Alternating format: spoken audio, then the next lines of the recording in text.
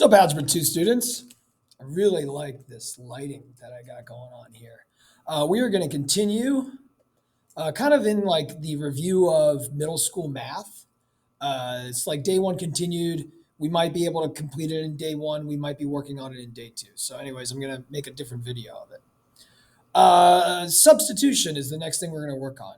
And substitution is when we like replace typically like a letter with what it's equivalent to. Another word for like a letter is a variable. In math, a variable just means like an unknown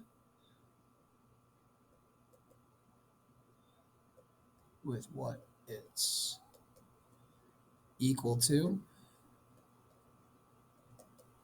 And the key is when we replace, we always want to replace using a big set of parentheses. That way we can keep track of some things that we'll talk about in the future, order of operations, which will be more important than the other ones. We are told numbers that A, B, and C are equal to. So we are asked to substitute and then evaluate. So like A is 5, B is -4, and then C is 3. Now, whenever I've done this with the parentheses, if you'd like, you can remove the parentheses after maybe you've simplified some things and you got rid of like subtraction, made it add the opposite like we talked about last class. And again, you can consider these pluses and negatives. Like I have 5 pluses, I'll have 4 negatives, I'll have 3 negatives. Every plus and minus can be combined to be a 0. And we can see we're going to be getting rid of all 5 pluses. With 4 negatives, what we'll have left is 2 negatives. Or you could simplify this to be like 5 plus -7. Or you can do any other way, like 5 plus -4 will just be 1. And then plus -3, you can do things in any order. You get -2. Now, last one wasn't too tricky. This next one is a little bit trickier, and I'll show you why. Notice I'm plugging things in with parentheses. The minus sign stays. B is still replaced with -4. A lot of people make mistakes with this because they think it's 5 and then it's -4. But no, it's going to be minus -4. So that turns into plus a +4. I'll get rid of the parentheses. I can get rid of plus a positive. And it turns into 5 plus 4 plus 3. 5 plus 4 is 9 plus 3 is 12. 5. I don't want to do like 2 sets of parentheses. That would be a little bit redundant. Don't want to confuse you either. You could put another set of parentheses if you wanted to, but it's kind of already in parentheses. And it's multiplication. Multiplication can happen in any order. I'll do just 5 times -4, which is -20, times 3. Parentheses mean multiply. -20 times 3. A negative times a positive is a negative. I'm not hungry. Not hungry. I'm not hungry. All right. This is similar to this one. Just be careful. Keep that minus sign. Put in the -4. Put in the 3. Put parentheses around all of them. Simplify. Turn things into add the opposite to help you. Turn things into add the opposite. That'll help you. This will be a total of 9 positives, 3 negatives. We will cancel 3 of these positives with 3 of these negatives, leaving us with 6 positives. All right. We have some fraction working out. We have 5 over 3 times minus b. Now, that's again a tricky because it's like, oh, -4. Well, b is -4, and it's saying negative b. So take the opposite of -4. Now, this is also tricky because it looks like it's subtraction, but we are multiplying the opposite of b. So just be careful. You could turn this into like add the opposite, or you could think about this negative as almost being like a -1 times, where you could distribute. We'll be distributing a little bit later. And -1 times -4, or a negative of a negative, is a positive. Then we know with fractions, we multiply straight across. We want 4 groups of 5/3. multiply straight across, we end up with 20 thirds. Okay, same thing here. We have a negative, but b is -4. We're multiplying by a negative, and a is 5. Now this negative of a -1 times a negative is a positive. So this is a +4 times a negative of a positive is a -5. So this is +4 times -5. This is redundant, having the parentheses and the dot. The dot means multiply, the star means multiply, and this is -20. Remember, with division, we flip the bottom. We change the division to multiplication. Dividing is the same as multiplying by the reciprocal. So I have 5 divided by, 3 over -4. I'm going to turn that into 5 times this flipped, -4 over 3. I'll turn the 5 into a fraction. I have 5 wholes. If I want 5 groups of -4 thirds, I'll have -20 thirds. Again, 20 thirds, 20 thirds. Okay, another tricky one. We have b. Okay, -4. We have the opposite of b. We have the opposite of -4. 2 sets of parentheses, not necessary. You could jump to being like -4 times the opposite of b, +4 if you want to, over 5. This turns into a +4, so this is -16 in the top over 5. Okay, we got to make sure we keep in mind the order of operations when we're doing addition and multiplication and exponents and stuff like that. We like to use the mnemonic PEMDAS. PEMDAS just means, hey, guys, if you're going to evaluate things, or if you ask your calculator to evaluate things, your calculator will use this order of operations. It's going to work with parentheses first, followed by exponents. It will work with multiplication, then division. Be very careful with that. I like to just make things all multiplication so you don't have to worry about what is your calculator doing, dividing first or multiplying. And then it finishes off with addition and subtraction. Okay? And let's remember what exponents are. We haven't seen them. Exponents are a tiny number on top of a number like this.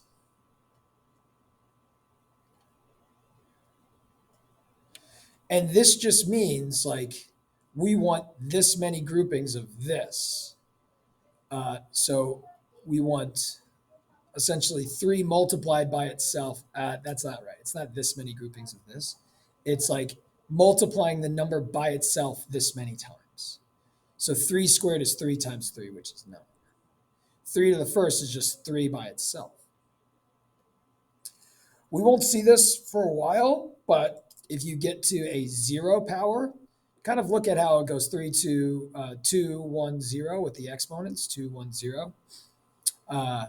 We go from 9 to 3, we divide it by 3. If we actually divide by 3 one more time, we get 1. So anything to the 0 power is 1. Important to know, but not for right now.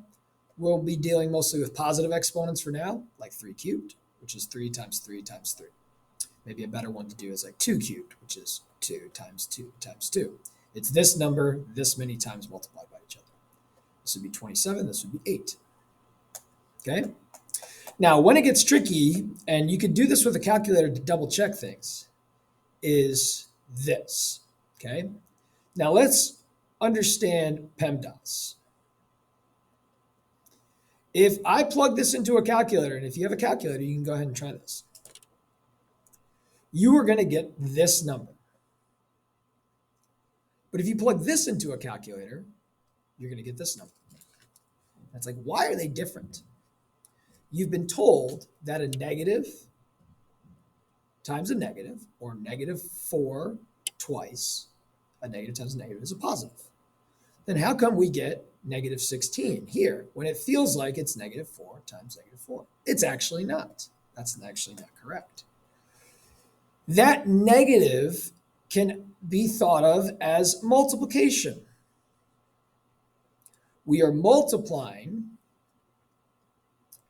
this 4 squared by -1. It's almost like this. And if we go order of operations, we see there's no parentheses. Since there are no parentheses, we need to work on the exponent first. Here, the parentheses take care of it. It's like this is the number -4. We will multiply by itself twice. But this is saying, hey, take 4, square it first, and then make it negative. So this is how we get the number -16, because we actually work on the 4 being squared first, and then we worry about the negative, which is like being multiplied in. This is going to be the same thing as what happens if I plug in 3 for x. So I have negative, I can use parentheses if I want, but it's not going to change anything, -3 squared. That's -3 times -3, this is +9.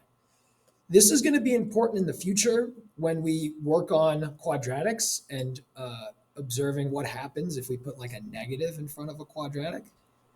We'll see that we'll end up with negative numbers all the time because of order of operations. Like if I do this, and I plug in 3, order of operations says take care of the exponent first and then make it negative by multiplying in the negative. So this is like 3 times 3, but then make it negative. Okay? Okay, order of operations. Don't multiply the 2 and the -5. So many students try to do this. That's not right. Order of operations say, hey, let's take care of parentheses. Well, like we have the -5 in the parentheses. Let's take care of the exponent. So I need to multiply the -5 and the -5 first. Then we'll worry about multiplication. So this becomes +25, and then -2 times +25 is -50. This is tricky, guys. I have a -2. This is not -1 times itself. This is actually take 1, multiply it by itself. The exponent comes first, and then make it negative. So this is actually -2 times 1 times 1 is just 1, -1, and you get +2. All right, here comes the trickiest ones. I give you these for a reason because I'm challenging you guys. You guys are in Algebra 2. If A is -4, what is this? What is that? I'll show it in a second. Okay, so let's use parentheses. -4 goes inside the parentheses. Okay, because that's what A is. The negative stays. Now, unlike the previous one, where it's like take the opposite of the number, and it becomes +4, order of operations wins here. And order of operations says exponents first. We actually have to take the -4 and multiply it by itself twice. Then we will multiply it by this negative to get -16. Very, very tricky, this stuff. This one's even trickier. Watch this. -2 times the opposite of -4. Okay, well, we got to work inside the parentheses first before we work on our exponents. Well, inside the parentheses, I have an opposite of a negative. I have a not hungry. Okay, I'm hungry. So this becomes +4. Then we have to multiply the 4 by itself twice. And then we will finish off by multiplying the -2. Order of operations, very, very important. Okay. All right, the distributive property.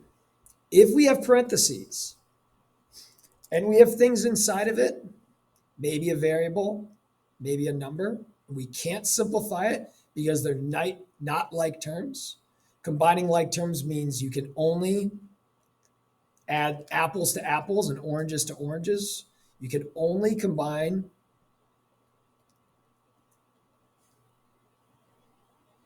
like the same, I like to call it like types of fruit.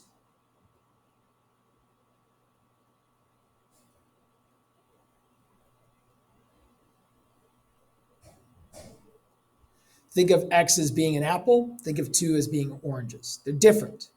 You can't say an apple plus 2 oranges is 2 oranges. No. What do you have? You have an apple and 2 oranges. That's what you have. You can't combine them. They're not the same type.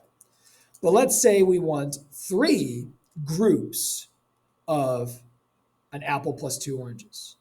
Well, what we could do is we could take that number and distribute it in to say, well, 3 apples. Okay, 3 apples. 3 groups of 2 oranges. Oh, I have 6 oranges. This is distribution. It's just multiplying each of our terms so that we get, the amount of groupings that we need. A coefficient is like the number that comes before the variable. That would be the coefficient. It is just a term that we will use in this class often, like the coefficient of x, the coefficient of y. When we say that, we just say like, what is the number that comes before the letter, okay? So here we have situations where we have different types of fruits. We want to simplify so we know like what do we have, but we got to be careful. We might have to distribute, get the correct amount of groupings of stuff, and we have to know what is what. So here, call X's apples, call numbers oranges. I owe somebody 12 apples. I owe somebody else 5 apples, and I have 1 apple. Well, I can combine these apples to figure out like how much I owe or how much I have. Well, these two can be combined to be negative 17 apples. So I owe 17 apples. But I still have 1 more apple to give. Well, if I give that apple, I only have 16 apples that I owe. What do I also have? I have 3 oranges. Boom, I have 3 oranges. Nothing changes with the oranges. You cannot combine the oranges with the apples.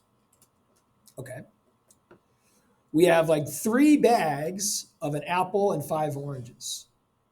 Well, what do we have total? Like with 3 groups of apple plus 5 oranges. Well, if you can distribute, you would see you have 3 apples total if you have 3 groups of an apple plus 5 oranges. And you have 5, 10, 15 oranges. Somewhere else, you got 4 apples and 2 oranges. How many apples do you have total? Well, 7 apples. How many oranges do you have? 17 oranges. Can you combine these? No. It's like you don't push an apple and an orange together to make a new piece of fruit. It's just apples and oranges. All right. You owe an apple and you owe 3 oranges. This is like you owe an O, or it's like a not. Watch, let's be careful. Let's work inside here of parentheses. Let's understand that this opposite can be thought of as a 1 that can be distributed. So negative 1 times s, we just say is negative 1x. Negative 1 times negative 3. Oh, if I owe, but I'm taking the opposite of it, it's like, oh, actually I have. It's really tricky, so probably best not to describe it. So I owe an apple, but I have 2 apples. I'm going to have 1 apple after I give away the apple. And I also have 3 oranges. Oh, look at that. New type of fruit. Y squareds. This can be thought of as like, I don't know, a kiwi. Maybe not kiwi. Peaches. Let's go peaches. You guys probably don't eat kiwis around here. Avocados. All right, avocados. My kids love avocados. All right. I have 3 avocados. I have 2 more avocados in somewhere else. What do I have? 5 avocados. You don't change what you have. It's not like 5 kiwis, 5 y to the 4ths or anything. It's just how many do you have? When you add things together, you don't change what you have. I have 3 avocados, 2 avocados, total 5 avocados. I have 5. We could consider y's the same as like x's. They're apples. I have 5 apples. And I also have 3 oranges. I'm done. I can't combine them. Now I have a bag of 5 avocados, 5 apples, and 3 oranges. I have a third of an apple. I owe 5/6 of an apple, and I owe 4 oranges. I like to distribute this negative instead of thinking about owing both of those. Maybe just like start from scratch, getting rid of the parentheses, distributing, to realize like I have a third of an apple, I owe 5/6 of an apple, I have 2 oranges, I owe 4 oranges. Remember, the only way you can combine these thirds and these sixths is to have them as same types of slices. We need them to be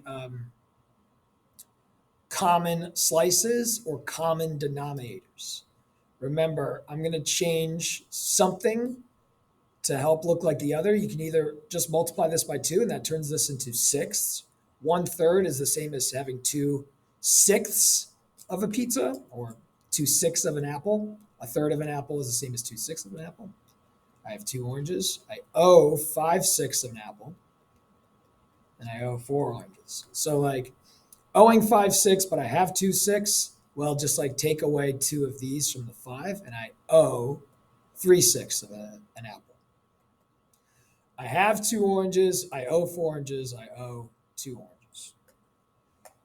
You can simplify this, divide the top and bottom by 3, and you get 1/2. I owe 1/2 of an apple, and I owe 2 oranges. Thinking of negatives as owing. Okay, I have 4 groups. I want 4 groups of a bag of an apple and 6 oranges. I have 4 apples. I have 24 oranges total. I also have 9 avocados. Can I do anything with this? No, they're different fruits. 4 apples, 24 oranges, 9 avocados. Maybe if anything, you list them in order of what you like. I like avocados first, then I like apples, then oranges. We kind of like to go reverse order based on exponent. Okay, 2 more. We can see we do not have similar types of fruit. Maybe we can help ourselves out by distributing, getting rid of parentheses to see like what do we really have. So let's see. 2b over 3. Well, like if I multiply across, I can write that as 2b over 3. Or it's the same as 2/3 of an apple. Think about multiplying 2/3 by b over 1. The 2 can go with the b, the 3 can go with the 1. That's fine. 2 groups of 5 oranges, 10. I have -7 apple quarters, or I have I owe 7/4 of an apple. This is confusing to you. Just go with what you're comfortable with, you know? If this is too much like crazy real world stuff with apples and oranges, it's cool. It's cool. You'll be all right.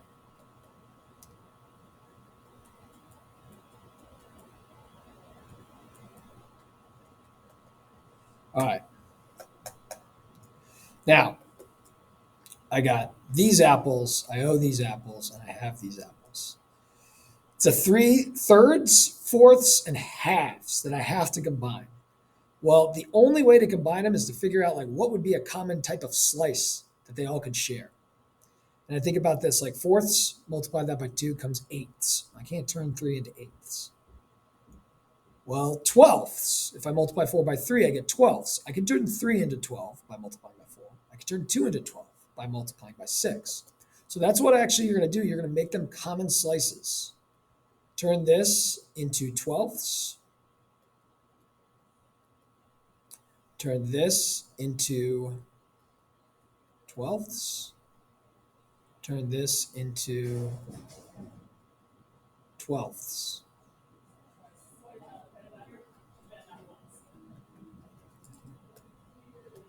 That should be 3/4.